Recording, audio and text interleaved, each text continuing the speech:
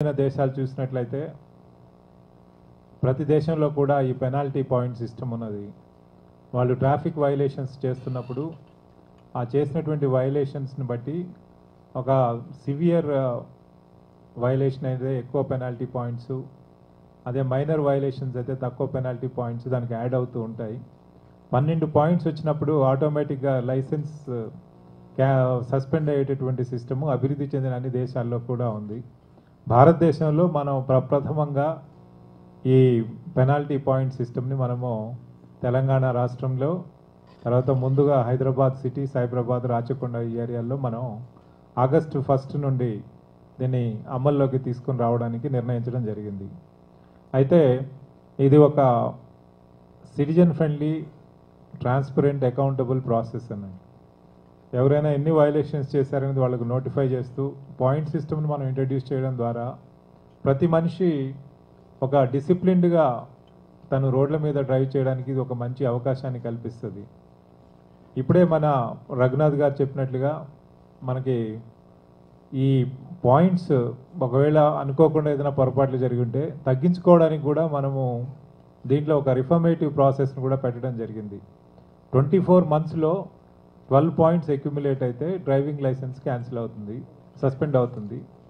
అయితే ఆ సస్పెండ్ అవ్వకముందే మన పాయింట్స్ అక్యుములేట్ అయినవి మనం డేంజర్ లెవెల్కి చేరుకోబోతున్నామని తెలిసినప్పుడు అక్కడ ఉన్న ఈ కమ్యూటర్స్, ఈ వైలేటర్స్ ఎవరైతే ఉన్నారో వాళ్ళు డిఫెన్సివ్ డ్రైవింగ్ కోర్సు అండర్గో అయినట్లయితే వాళ్ళకి 3 పెనాల్టీ పాయింట్స్ తగ్గడానికి అవకాశం ఉంటుంది. అట్లా 24 months క్యాలెండర్ బ్లాక్ పీరియడ్లో ట్వైస్ వాళ్ళు ఈ అవకాశాన్ని కూడా వాళ్ళు వినియోగించుకోవచ్చు.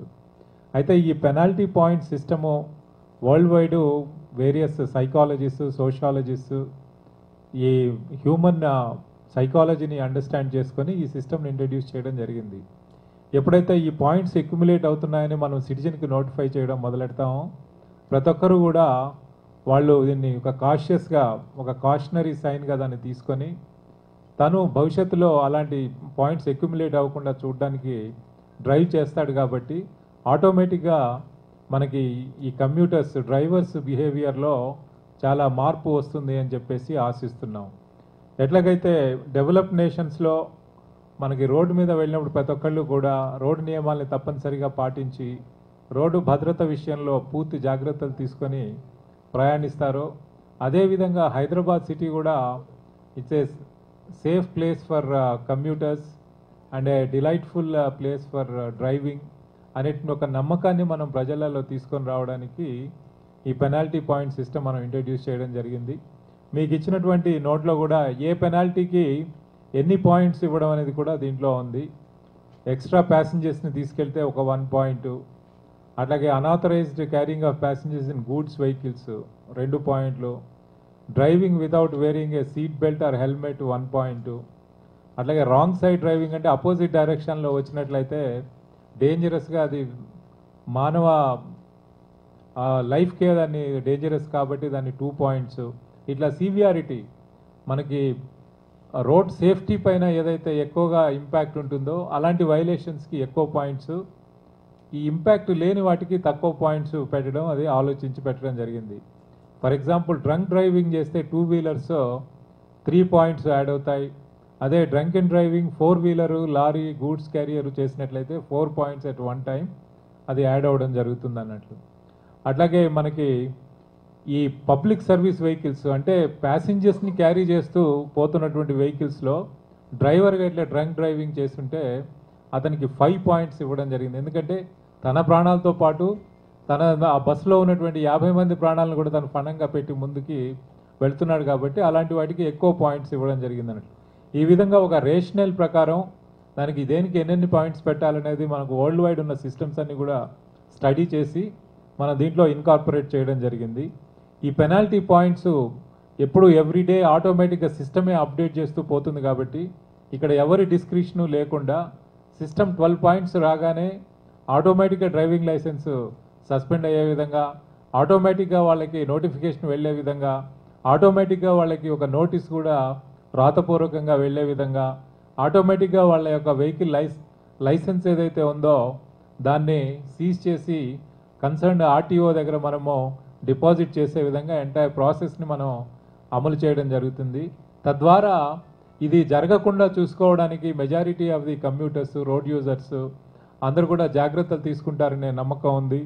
దీని ద్వారా మనం ఆశిస్తున్నది ఈ పెనాల్టీ పాయింట్ సిస్టమ్ ద్వారా ఎక్కువ మందికి పెనాల్టీ పాయింట్స్ రావాలనేది ఇటు ట్రాన్స్పోర్ట్ డిపార్ట్మెంట్ కానీ, ఇటు Hyderabad traffic police, Cyberabad Rachakonda traffic పోలీసుల యొక్క అభిమతం కాదు. ఎంత తక్కువ పాయింట్స్ తెచ్చుకుంటే అంత సిటిజన్స్ మనం ఈ సిటీ యొక్క గౌరవాన్ని నిలబెట్టిన వాళ్ళు అవుతారు. We feel safe and secure to travel in this city. కాబట్టి హైదరాబాద్లో ఉన్నటువంటి ప్రజలందరికీ కూడా, రోడ్ యూజర్స్కి, కమ్యూటర్స్ అందరికీ కూడా ఇటు ట్రాన్స్పోర్ట్ డిపార్ట్మెంటు, ఇటు పోలీస్ శాఖ నుంచి మనవి ఏంటంటే ఈ పాయింట్స్ ఎవరికి రాకుండా వాళ్ళు చూసుకోవాలి అని చెప్పేసి వాళ్ళందరినీ మనవి చేస్తున్నాం. తద్వారా ఇది స్కూల్స్లో, కాలేజెస్లో, ఇన్స్టిట్యూషన్స్లో అన్ని చోట్ల కూడా వైడ్ స్ప్రెడ్గా దీనిపైన అవేర్నెస్ తీసుకొని రావడం జరుగుతుంది. Over a period of time ఈ సిస్టమ్ గురించి అవేర్నెస్ వచ్చినప్పుడు అందరూ కూడా జాగ్రత్తలు తీసుకుంటే మనం we can transform Hyderabad into a safe city for travelling, commuting and also driving అన్నట్టు. ఏ డిలైట్ఫుల్ ప్లేస్. సో ఇక్కడ హైదరాబాద్ రోడ్ల మీద డ్రైవ్ చేయాలంటే మనకి అది ఒక సంతోషంగా ఉండేటటువంటి విషయంగా మారాలని చెప్పేసి మేము ఎక్స్పెక్ట్ చేస్తున్నాం. దీంట్లో భాగంగానే ఒక మాస్ క్యాంపెయిన్ కూడా టేకప్ చేయడం జరుగుతుంది to make Hyderabad A safe place for driving. So దాన్ని ఒక మాస్ క్యాంపెయిన్ టేకప్ చేసి ఇటు transport department, police department, GHMC అన్ని డిపార్ట్మెంట్స్ కూడా కంబైన్డ్గా దీన్ని ముందుకు తీసుకెళ్ళి ఒక స్వచ్ఛ హైదరాబాద్, స్వచ్ఛ భారత్ ప్రోగ్రామ్ని మనం ముందుకు ఎలా తీసుకెళ్ళామో అలాగే దీన్ని ఒక మాస్ క్యాంపెయిన్గా టేకప్ చేసి ముందుకు తీసుకెళ్ళడం జరుగుతుంది.